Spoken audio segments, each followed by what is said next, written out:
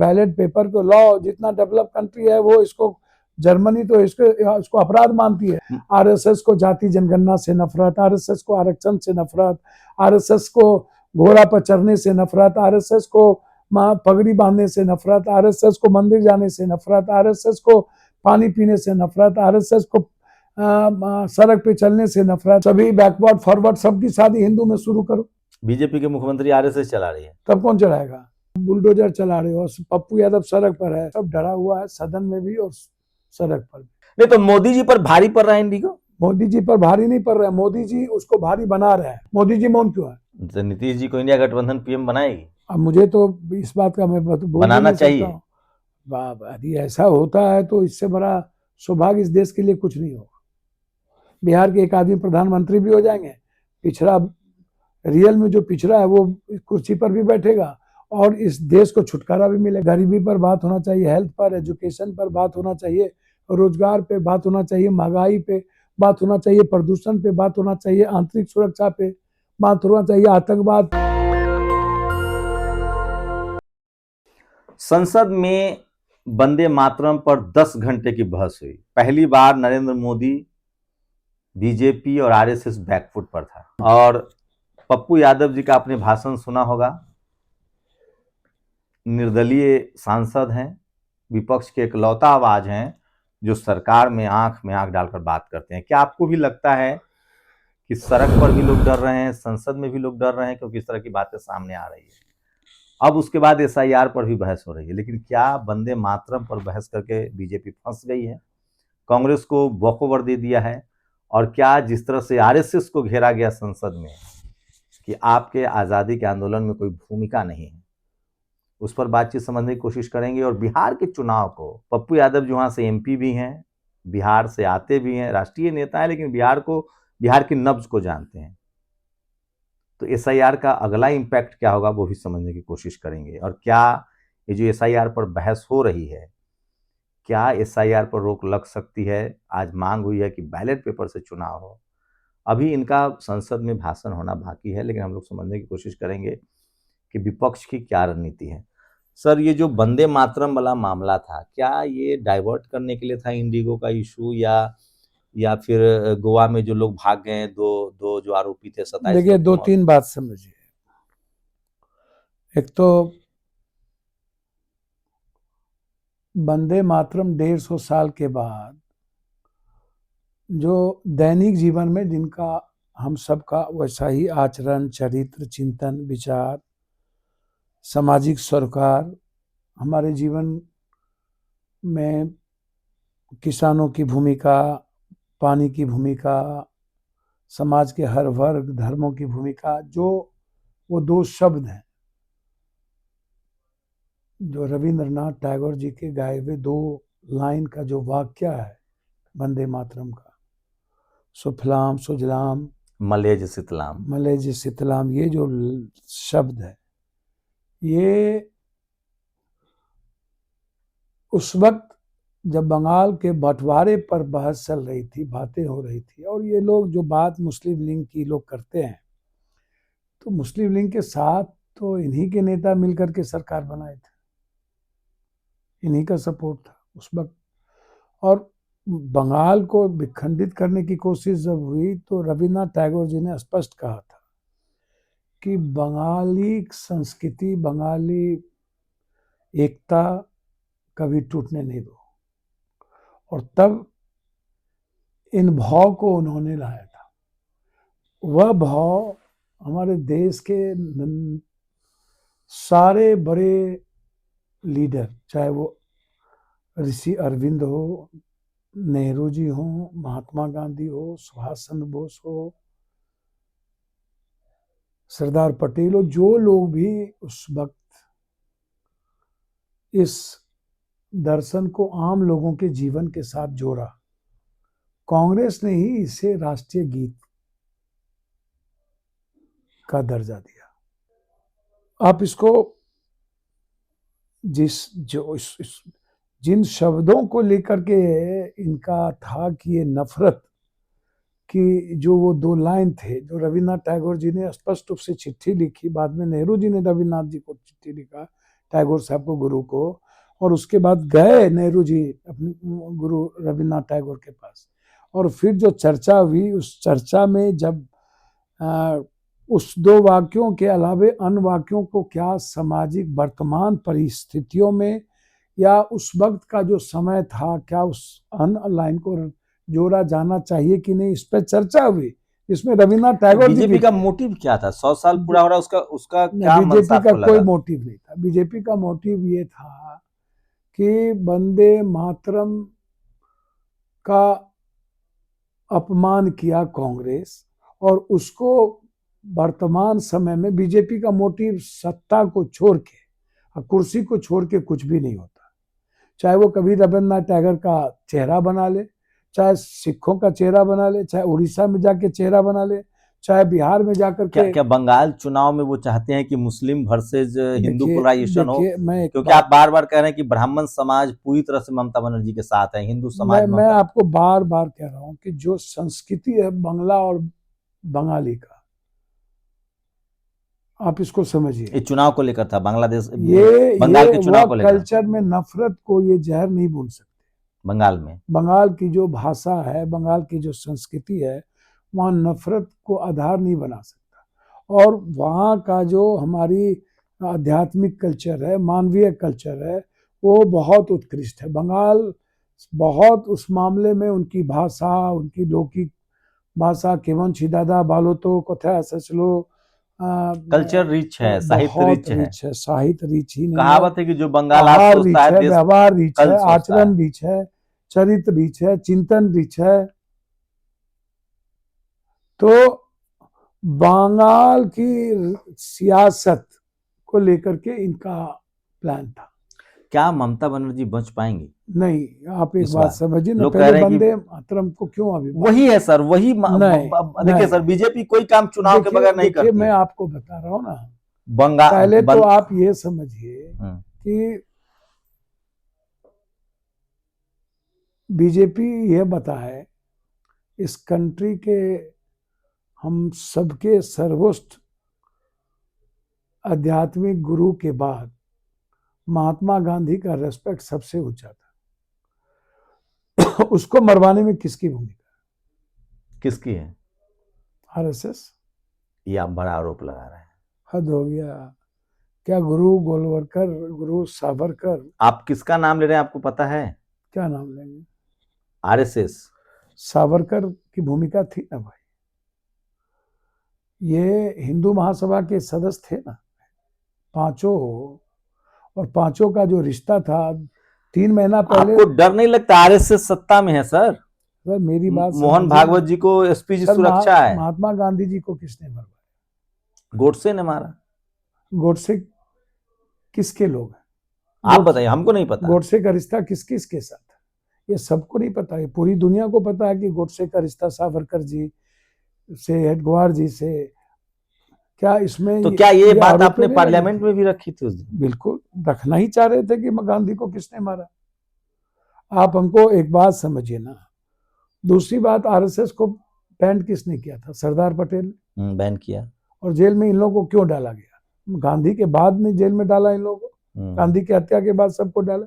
और तब ये लोग निकले जब ये इन्होंने लिखित दिया कि हम राष्ट्रीय ध्वज को का रेस्पेक्ट करेंगे। इन्होंने संविधान को किसने जलाया? और 53 साल तक किसने नहीं लगाया राष्ट्रीय ध्वज? और कभी भी वंदे मातरम का भाव और उस संगीत को किसने नहीं गाया?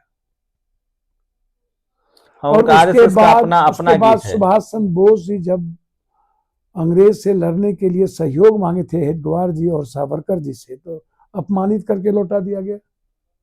क्या होगा? सुनिए ना, बंगाल चुनाव पर क्या असर होगा? सर मेरी बात पहले सुनिए ना। तो सर आरएसएस के बारे में बोलने में डर लगता है सर, आप समझ नहीं रहे। आप एमपी हैं, आप बच जाएंगे। पत्रकारों को एफआईआर हो रहा है। मैं कह रहा हूं कि आप हमको एक बात बताइए ना, अब सीधी बात बताइए कि आजादी में इनकी क्या भूमिका? किनकी? ये हम लोग नहीं बोल सकते हैं सर, हम लोग जेल नहीं जाना चाहते हैं। या जेल गए नेहरू जी, लाठी खाए पूरे के पूरे कांग्रेस, सुभाष चंद्र बोस, अब्दुल कलाम, चंद्रशेखर आजाद, भगत सिंह, लाला लाजपत राय, झांसी की रानी, बाबा साहब अम्बेडकर, सरदार पटेल, पूरा जिंदगी दे दी इन लोगों ने। अब आप देखिए हम लोग मानते हैं अभी आरएसएस राष्ट्रवादी संगठन। मेरी बात सुनिए ना, राष्ट्रवादी, राष्ट्र जब मानवतावादी है ये नहीं है तो राष्ट्रवादी क्या होगा? जब ये अध्यात्म को नहीं मानता है, मानवता को नहीं मानता में सबसे ज्यादा आरएसएस मदद करता है। भैया हमको तो समझ में नहीं आता, केरल से लेकर कन्याकुमारी तक। भैया आफत विफत में आरएसएस कब आया? आरएसएस किसकी मदद करता है? आरएसएस को जाति जनगणना से नफरत, आरएसएस को आरक्षण से नफरत, आरएसएस को घोड़ा पर चढ़ने से नफरत, आरएसएस को पगड़ी बांधने से नफरत, आरएसएस को मंदिर जाने से नफरत, आरएसएस को पानी पीने से नफरत, आरएसएस को सड़क पे चलने से नफरत। मतलब आप कोई एक चीज उठा करके देख लीजिए। अभी मोहन भागवत जी ने कहा है कि बेटी रोटी का संबंध शुरू होना चाहिए भैया हिंदुओं में। भैया मोहन भागवत जी ने कहा है तो हम चाहेंगे सबसे पहले मोहन भागवत जी हिंदुस्तान के जितने मंदिर हैं उस पर आप 80% जो पढ़े लिखे दलित आदिवासी हैं, अत्यंत पिछड़ी जाति के लोग हैं, पहले उसको बनाइए। शंकराचार्य और शंकराचार्य आप दलित ST SC को बनाइए, पहले आप शुरू करना चाहते हैं। और आरएसएस में ऊपर टॉप 5 में दलित आदिवासी अत्यंत, वहां भी आरक्षण दीजिए, आप वहां भी आरक्षण दीजिए। और आरक्षण तो ये बात पार्लियामेंट में काहे नहीं रख रहे हैं आप? बात तो संसद में आप नहीं बोल रहे हैं। आरक्षण को 67% आप कर दीजिए। ये बात संसद में तो आप संसद में बोलना चाहिए था। वो लोग तो कहते भैया हद हो गया, जब मौका आता है तो बोलते ही हैं। मुद्दा कोई होता है खुरपी के बिहार में हंसुआ भराती। अब तो अभी जब बात आप कर रहे हैं तो हम वो बात आप कर रहे हैं कि जिनका चलिए वंदे मातरम पर आपकी पार्टी, आप लोगों ने बड़ी लीड ली। प्रियंका गांधी का भाषण भी बहुत वायरल हुआ, आप लोगों ने लीड ली। गोगोई का भाषण शुरू हुआ, आपने नहले पर दहला मारा। SIR वाले पर आज निशिकांत दुबे से आपकी हॉट टॉक हुई। या वो बता रहे थे कि बैलेट पेपर में दलित आदिवासी को वोट डाले। दलित आदिवासी को रोकने की औकात किसी को है? हिम्मत है? सबसे ज्यादा दलित आदिवासी तो इन्हीं लोगों से अपमानित हुआ है। कौन सेहरा कौन नहीं बांधने दिया था? मंदिर में कौन नहीं जाने देता है? आरक्षण कौन खत्म किया है? कर्पूरी जी के सरकार को कौन गिराया था? मोरारजी भाई को कौन खत्म किया? तो कह रहे थे कि कांग्रेस वोट चोर है, वोट लूटती थी। भैया मेरी बात पहले सुनिए। लालू यादव के बारे में भी कहा कि आरजेडी भी वोट लूटती थी। भैया मेरी बात तो आप सुनिए। जो बात दलित आदिवासी की बात वो कर रहे हैं, दलित आदिवासी के आरक्षण के खिलाफ, उसको कहिए कि निशिकांत जी आप 67% आरक्षण कर दो और सभी बैकवर्ड फॉरवर्ड सबकी शादी हिंदू में शुरू करो, कोई इंटरकास्ट मैरिज शुरू करो। दलित का बेटा ओबीसी को आरक्षण मिलना चाहिए पार्लियामेंट में, जैसे SC ST का आरक्षण। जिसकी जितनी जनसंख्या उसकी उतनी भागीदारी कर दो ना। पूरे देश में दलित आदिवासी अत्यंत पिछड़ा OBC सबसे ज्यादा है तो 90% मुख्यमंत्री बना दो। बीजेपी तो कह रही कि सभी संस्थाओं पर बना दो। बीजेपी तो कह रही कि 3 आदिवासी मुख्यमंत्री हमारे पास। भैया हमारे कौन सा 3 आदिवासी मुख्यमंत्री है भैया? क्या बोलते रहते हो? छत्तीसगढ़, अरे भैया उड़ीसा, आप पूरे देश में, आप उत्तर प्रदेश में कौन है? आप उठा करके चलते चलिए, बड़ा जितना स्टेट है उठाइए, देखिए क्या है करता है ये। आप ये सब चीज छोड़ दीजिए। अच्छा संचालित किससे होता है? मुख्यमंत्री बना दो, संचालित कौन करेंगे? धर्मेंद्र प्रधान। चलाएंगे कौन? RSS। बीजेपी के मुख्यमंत्री RSS चला रही है, तब कौन चलाएगा? आप ऐसा बात स्वतंत्र चला रहे हैं क्या? आप तो इसीलिए ना बाबा साहब अम्बेडकर दलित सीट अलग किया था, आदिवासी सीट अलग किया कि किसी नौकर को कोई ना बना दे, दलित स्वतंत्र होकर के राजनीति करे। तो आज भी वही चल रहा है। मुखौटा चेहरा किसी को बना दो, चलाएगा कोई? हरियाणा में कौन चला रहा है? क्या आज बात हुई है कि बैलेट पेपर से चुनाव हो? होना ही चाहिए। मायावती जी ने भी मांग की है, अखिलेश यादव ने भी मांग की है, आपका क्या मांग रहे हैं? हर कीमत पर मैं आपसे कह रहा हूं, बैलेट, पोस्टल बैलेट में हम 80-85% आगे चल रहे थे और इसमें हम हार गए। अगर वो कह दे कि आप इस्तीफा दे के पोस्ट बैलेट पेपर से चुनाव तो लड़के सर आइए, 1 मिनट में लड़ेंगे, 1 मिनट में इस्तीफा देंगे। तो आप कहेंगे ना कि बीजेपी भी सरकार में से हटे? तो भैया हम तो कहेंगे कि बैलेट पेपर को लाओ, जितना डेवलप कंट्री है वो इसको, जर्मनी तो इसको अपराध मानती है। आप इस्तीफा देने के लिए हमेशा तैयार रहते हैं, निर्दलीय जीत जाते हैं, इसलिए बिना पार्टी के भी भैया आप तो चुनाव जीत आपको जाते हैं। तो जीत जाता, कोई क्यों नहीं जीत गया? 6ठी बार जीते हैं आप। 7वें बार, इस 7वें बार, 1 बार एमएलए, 6 बार एमपी। मैं एमपी की बात कर रहा हूँ, 6 बार बिना पार्टी के। संसदीय जीवन बिना पार्टी के। एक बार तो पार्टी से जीते हैं वो ना, पार्टी नहीं था, वो पप्पू थे। आरजेडी से और जीते हैं। क्यों नहीं आरजेडी का नहीं जीत जाती है वहां? क्यों नहीं मधेपुरा में आरजेडी जीत जाती है? मेरी बात आज तक क्यों नहीं जीती? यदि आरजेडी की बात आप करते हो तो क्या है, आपको बिहार में गठबंधन को लेकर तमाम तरह की, अभी तो चुनाव भी नहीं, अब तो 4-5 साल का अंतराल है। आज आप लोगों को घेरा जा रहा था कि एसआईआर का आप लोगों ने विरोध किया, इसलिए कांग्रेस और विपक्ष भी बिहार में हार गए। भैया ये तो चलिए, ये तो संघर्ष का मुद्दा, मुद्दे और विचार पर कभी चित कभी पट और हार जीत लगी रहती है। ये जो मुद्दे हैं ये बहुत बड़े मुद्दे हैं। ये अधिकार से जुड़ा हुआ मुद्दा है, ये जीवन से जुड़ा हुआ मुद्दा है, ये आजादी से जुड़ा हुआ मुद्दा है। ये जो बाबा साहब अम्बेडकर ने संविधानों में जो इस देश को जीने का फ्रीडम दिया है वोट के आधार पर, आज उसको भी आप खत्म कर लेकिन दोगे तो निशिकांत दुबे तो कह रहे थे कि आप लोग बूथ लुटवाते थे, आप लोगों ने चुनाव आयोग को मंत्रालय दिया। लुटवाते तो 2 से इतना आ कैसे जाते ही है? आ कैसे गए? कांग्रेस के सरकार रहते हुए आपका आ कहां से गए? इसलिए सब जो बकवास बातें कर रहे हो ये तो हमको समझ में नहीं आती। कल आप करारा जवाब देने वाले हैं? निश्चित रूप से हम जो तर्क है, जो सामने तथ्य है, उस पर मैं बोलूंगा। हम लोग को मिलता ही कितना है? Minimum maximum 5 minute, minimum 3 minute. तो 3 मिनट और 5 मिनट के बीच आप कैसे देख रहे हैं? मायावती जी का कहना है, और खासकर लोग जो एक्सपर्ट कह रहे हैं कि जब से ईवीएम आया है तब से सपा, बसपा, आरजेडी, जेडीयू सब खत्म हो रहा है। रीजनल पार्टी, नीतीश इस बार बाल बाल बच गए। भैया नीतीश भर से अमित शाह का लड़ाई चल रहा था। अमित शाह जी चाहते थे नीतीश जी फिनिश हो, और नीतीश जी चाहते थे कि किसी कीमत पर इस तरह का चुनाव हो कि जिसमें डेमोक्रेसी बची दिखनी चाहिए। तो अमित शाह जी तो नीतीश जी को फिनिश कर ही दिए थे, बच गए, बाल बाल बच गए। डंटा की किसी एक अदृश्य ताकत की चोट पर ही बच गए।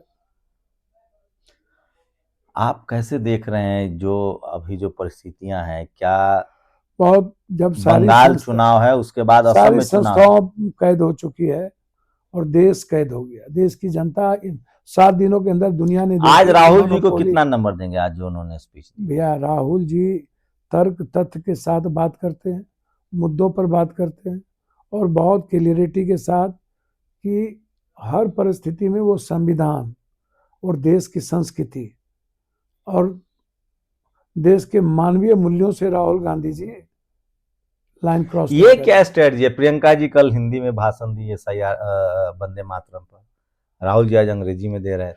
नहीं, जो परिस्थितियां हैं किसी भी संदर्भ में बात, कोई किसी को, आप दोनों भाई बहन के करीबी नेता हैं। नहीं करीबी नेता आप उनके मंचों पर दिखते हैं। हम करीबी तो हैं ही नहीं, हम निश्चित रूप से दोनों आदमी का सस्पेक्ट करते हैं। हम ना 3 में है ना 13 में, हमारी कोई औकात है कांग्रेस में? कौन पूछने के लिए बैठा हुआ है कांग्रेस में? भैया चुपचाप बगल में, कभी कोई देखने सुनने के लिए भी तैयार नहीं होता है कांग्रेस में।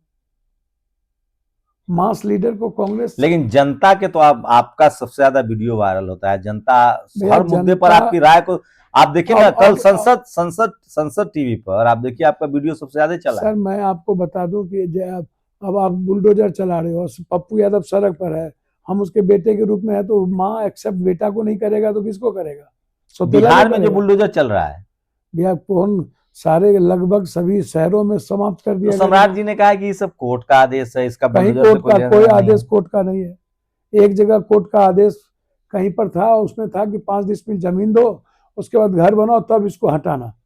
नालंदा में हम गए थे, बेगूसराय हम गए, पूर्णिया गए, सभी जगह गए, सब जगह बुलडोजर चल रहा है, सभी बर्बाद कर दिया गया। और ज्यादा बीकर सेक्शन के लोग हैं, टोटल दलित, एसटी, एससी, ओबीसी, ईबीसी, और कौन सा सेक्शन के लोग हैं? मिडिल क्लास का दुकान, बनिया का दुकान, अंडा का, फल का, सब्जी का पूरा डिमोलिश कर दिया। जो 6 पुस्त 7 पुस्तें हैं, 60 साल है। तो आप दिन भर पार्लियामेंट में रहते हैं और शाम में फिर बिहार चले जाते हैं। हाँ बिल्कुल, क्या फिर करेंगे? सुबह में आ जाते हैं। और फिर आ जाते हैं, क्या करेंगे भैया? फिर कल शाम जा रहे हैं, परसों आ जाएंगे, फिर परसों जाएंगे, क्या करें आप बताओ? क्या लग रहा है आपको, क्या ये जो लोग विपक्ष के नेता, डेमोक्रेसी, आप नहीं, मेंबर डेमोक्रेसी ऑफ अब पार्लियामेंट हालत भी हैं, अच्छे नहीं है मेरे मेरे मैं लोकतंत्र खतरे में है। लोकतंत्र खतरे अब में कोई पप्पू यादव चुनाव नहीं जीत पाएगा। मुझको तो नहीं लगता है कि कोई परिस्थिति आने वाली है इस तरह की जो कोई नया पप्पू यादव नहीं बन सकता है, जो कोई अपने लड़ने दम की पर मुझे 6 तो बार एमपी बन के आए। लड़ने की हिम्मत अब किसी की नहीं रही और सब डरा हुआ है, सदन में भी और सड़क पर भी। पत्रकार लोग तो लड़ रहा है। नहीं, कोई पत्रकार नहीं लड़ रहा, कोई इंडिगो पर क्या कहेंगे? ये सरकार तो कहती है हम मजबूत हैं। हद हो गया। ये इंडियो में सारे सीईओ कौन है भाई? किस किस डिपार्टमेंट के हैं? कोई फिजियो के, कोई किसी के, कोई किसी को बैठा दिया है। कौन बैठाया इंडिको में? 3-4 सीईओ किसके हैं जरा बता दो आप। तो ये सरकार कर रही है। सरकार नहीं कर रही है तो कौन कर रहा है भैया? क्यों सरकार मौन है, सरकार चुप है। करोड़ों अरबों रुपया भैया, इतने में तो इसको जुर्माना लगा करके इसको सारा पैसा वसूलना चाहिए। कुछ लोग कह रहे हैं कि अडानी जी अपना एयरपोर्ट लॉन्च करने वाले हैं। आज आप आपके तो दोस्त भी है नागरिक उड्डयन मंत्री। अडानी और सरकार के बीच का जो रिश्ता है, उड्डयन मंत्री क्या करेंगे भैया? वो तो कह रहे हैं कि कोई नया एयरलाइंस आने वाला है। भैया हमको तो कुछ समझ में नहीं आता है कि 1 दिन 2-5 दिन पहले 7 दिन पहले यह कहा जाता है कि एक पायलट बनाने वाला एक बड़ा शेयर किसी के पास चला जाता है, 800 करोड़ का शेयर खरीदा है उन्होंने, कंपनी खरीदी है। 2 दिन के बाद आ जाता है कि भैया पायलट की कमी है। और आपने इतने बड़े जो एक दिन में 20-20 हजार करोड़ रुपया जिसकी आमदनी होगी इंडिगो की, अब जरा बता दो कि और क्या परिस्थिति हो सकती है? और जो लेकिन इंडिगो का तर्क है कि 50% पैसा टिकट का तो सरकार ले लेती है। मुझको तो समझ जब से अडानी एयरपोर्ट्स अथॉरिटी अडानी के पास गया, वो ज्यादा चार्जेस ले रहे हैं। हैंगर चार्ज ज्यादा है, मुझको तो समझ में नहीं आ रहा है। पार्किंग चार्ज ज्यादा है, एयरपोर्ट चार्ज ज्यादा है, लैंडिंग चार्ज ज्यादा है। जरा आप बताओ ना कि आपने जो इतना बड़ा एम्पायर 60% स्टॉक आपको किसने दिया? सरकार ही तो दिया। एक व्यक्ति को अमेरिका जो 24% से ज्यादा 25% से ज्यादा किसी एक कंपनी मालिक को नहीं देती है, और यहाँ पर एक कंपनी को जिसके पास 65% स्टॉक हो, इसके बारे में उसका क्या तर्क? तो मोदी जी बिना सरकार के हो गया उसके पास, तो क्या इतना मोनोपोली कैसे? और इतना बड़ा मोनोपोली हम ईस्ट इंडिया कंपनी के बाप बन गए। नहीं तो मोदी जी पर भारी पड़ रहा है इंडिगो? मोदी जी पर भारी नहीं पड़ रहा है, मोदी जी उसको भारी बना रहे हैं। नहीं तो मोदी जी तो झगड़ा क्यों है? मोदी जी मौन क्यों है? इतनी बड़ी दुर्गति पूरे देश का हो गया, कष्ट नहीं देना चाहिए। इतनी बड़ी देश की दुर्गति हो गई और उसके बाद सुप्रीम कोर्ट सो मोटो नोटिस तक नहीं लिया। कोई गया तो सुनने को तैयार नहीं हुआ, सदन में बवाल नहीं हुआ, सब लोग मौन पड़े हुए हैं। लेकिन जनता तो खुश है, वहां से लोग की बाइट आ रही कि ठीक है, इसमें मोदी जी क्या करेंगे, चलता है। नहीं, कोई बात नहीं आया है, कोई बात नहीं है कि बाइट चल रही, लोग की जनता करेगी, इसमें मोदी जी का क्या है? कोई बात नहीं है। पूरे 99% जनता ने साफ कहा, साफ शब्दों में, कि पूंजीपतियों के हाथ हम लोग गुलाम हो गए। सब एक एक पैड के लिए। आप कैसे जा रहे हैं? आप एयर इंडिया से जा रहे हैं? हमको तो बहुत मुश्किल से 40,000 60,000 का टिकट मिला बिहार जाने के लिए। कब लिए हैं? जब हम जा रहे थे। अब कल का क्या टिकट है? 50,000। पता नहीं कल का टिकट कितना में मिलेगा। अभी नहीं लिए हैं? लिया होगा, पीए लिया होगा, हम नहीं पूछे। हालात अच्छे नहीं है भैया देश के, किसी चीज की। सारी या विपक्ष के? सर विपक्ष भी हम लोग लड़ने के लिए तैयार। आज ललन बाबू बोले हैं कि विपक्ष की हालत ठीक नहीं है। अब किसका नाम लेते? अनुकंपा पर जीने वाला व्यक्ति एक बार कहिए ना, अकेले चुनाव लड़े। निर्दलीय बोलिए। नहीं, निर्दलीय ना, अकेले। सब आपके तरह थोड़ी ना। एक बार बोलिए ना, आप अकेले पार्टी पर से लड़े, जदयू से ही लड़ ले, पता चल जाएगा। बीजेपी अलग, जदयू अलग लड़ ले। ये जो लंबा लंबा फेंक रहे हैं लोग, सबको पता चल जाएगा। नीतीश जी की सरकार के बारे में कह रहे हैं लोग कि नहीं चलेगी 5 साल। भैया नीतीश कुमार जी को जिस तरीके से ये लोग पेन पर पेन, और जो जिस तरीके से पीछे से ये लोग खेल गेम करने में लगे, नीतीश जी सब कुछ समझ रहे। क्या होगा ये तो हम अभी नहीं बता सकते। सरकार चलेगी 5 साल? मुझे तो नहीं लगता। तो नीतीश जी को इंडिया गठबंधन पीएम बनाएगी? अब मुझे तो इस बात का मैं बनाना चाहिए। यदि ऐसा होता है तो इससे बड़ा सौभाग्य इस देश के लिए कुछ नहीं होगा। बिहार के एक आदमी प्रधानमंत्री भी हो जाएंगे, पिछड़ा रियल में जो पिछड़ा है वो कुर्सी पर भी बैठेगा और इस देश को छुटकारा भी मिलेगा। सबसे बड़ी बात है देश लेकिन को, इसके लिए शर्त है ना कि उद्योगपति- चिराग जी को मुख्यमंत्री बनाना पड़ेगा बिहार का, तभी ना भैया 17 पर सरकार गिरेगी। भैया चिराग एक मैथमेटिक्स लगता है, चिराग जी मुख्यमंत्री बन जाए, क्या तेजस्वी चंद्रा- यादव और नीतीश जी का बेटा उप मुख्यमंत्री बन जाए चंद्राबाबू नायडू यहाँ नहीं है क्या प्रधानमंत्री के लिए? और भी तो है, पर दोनों आदमी मिल के आ जाए। तो आप पहल कीजिए, हम कहाँ आपकी से तो पहल- सबसे अच्छे भैया- संबंध है। भैया हम ये सब चीजें पहल नहीं कर सकते। आपको नहीं लगता नीतीश जी इंडिया गठबंधन से जाना एक बड़ा डेफिसिट है? भैया अब ये तय करना चाहिए और बड़े बड़े पॉलिटिकल लोग बैठे हुए हैं, ये सोचना चाहिए। आपकी क्या है, आप किसी से कम थोड़ी हैं। मैं कुछ नहीं हूँ सर, मुझे माफ करिए। कुछ लोग कह रहे हैं कि मायावती जी, अखिलेश यादव, इन सबको एक होना चाहिए और एकदम मायावती होना जी को भी प्रधानमंत्री की उम्मीदवार वो भी हो सकती है, क्योंकि नीतीश जी ऑलरेडी मुख्यमंत्री हैं। यदि मायावती जी या कोई भी दलित, नहीं, राहुल जी का सॉफ्ट कॉर्नर रहा है बीएसपी को लेकर, कई बार बात होती मैं तो रहती है। देखिए राहुल गांधी जी से अच्छे प्राइम मिनिस्टर कोई होंगे नहीं इस कंट्री में, लेकिन जो सामाजिक व्यवस्था है उसमें कोई भी व्यक्ति, अभी तो नीतीश कुमार जी, ये चंद्राबाबू नायडू या कोई भी, उनको आगे ला करके इस देश को अभी बचाना चाहिए। आप कहला इतना लोड ले रहे हैं, आपको बीजेपी से इतनी क्या प्रॉब्लम हो रहा है? हमको किसी से प्रॉब्लम नहीं, हमको इस देश की जनता को ही बचना चाहिए, किसानों को बचना चाहिए। आप तो चाहे तो आपको मोदी जी आपको बड़ा पद दे सकते हैं, आपको मानते भी बहुत है, आपकी बात मानते हैं, आपके लिए एयरपोर्ट शुरू करा दिए हैं, आप स्पेशल ट्रेन ले लेते हैं क्षेत्र के लिए, अभी क्या बोलूं, मेडिकल कॉलेज ले लेते हैं। अभी मैं कुछ नहीं बोलूंगा। हम इतने रिक्वेस्ट करेंगे कि भैया जो हालात है देश के, डेमोक्रेसी खतरे में है, गणतंत्र खत्म होते चली जा रही है, और जिस तरीके से 2-3 लोगों के हाथ में पूरी की पूरी व्यवस्था संस्था मोनोपोली कर लिया है, इस देश को कोई नहीं बचा सकता। इस देश की आम जनता की स्थिति अच्छी नहीं है और मुझे लगता है मुद्दों से भटकाया जा रहा है। बात होनी चाहिए, गरीबी पर बात होना चाहिए, हेल्थ पर, एजुकेशन पर बात होना चाहिए, रोजगार पे बात होना चाहिए, महंगाई पे बात होना चाहिए, प्रदूषण पे बात होना चाहिए, आंतरिक सुरक्षा पे बात होना चाहिए, आतंकवाद पे बात होना चाहिए, पूंजीपतियों की मोनोपोली पे। तो सब कुछ नहीं होगा। 16 लाख करोड़ सरकार ने 5 साल में बड़े कंपनियों के माफ कर दिए भैया। आपका लोन माफ हुआ कि नहीं? अब नहीं, हमको तो कोई लोने लेने लेते हैं भैया, ये सब चीज छोड़िए अभी। अब कल का देखते हैं, पहले कल का SIR पर देखने दीजिए। बिहार से बंगाल, असम और जिस तरीके से, मैं तो चाहूंगा सजग रहने की जरूरत है। परिसीमन में ये लोग बदमाशी करेगा क्या? ये लोग अपने तरीके से परिसीमन बनवाना चाहे। वो तो आज निशिकांत दुबे कह रहे थे। वही तो मैं कह रहा हूँ। पप्पू यादव से आप सहमत हो सकते हैं, लेकिन दरकिनार नहीं कर सकते हैं, क्योंकि राजनीति के नस को अच्छी तरह से जानते हैं। सोचिए, 6 बार लगातार अपने दम पर सांसद बन के आना, ये बड़ी उपलब्धि, और वो भी बिहार से। पूरी बातचीत पर अपनी राय जरूर दीजिए। शुक्रिया सर हमसे बातचीत करने के लिए। जी प्रणाम भैया। शंभू कुमार सिंह, नेशनल दस्तक, दिल्ली। दस्तक की आपसे गुजारिश है कि अगर इसको बचाना चाहते हैं तो नेशनल दस्तक को सब्सक्राइब करने के लिए रेड कलर के सब्सक्राइब बटन को दबाएं, फिर बेल आइकन की घंटी दबाएं। नेशनल दस्तक को बचाने के लिए बहुत जरूरी है कि हर खबर को शेयर करें, लाइक करें, कमेंट जरूर करें।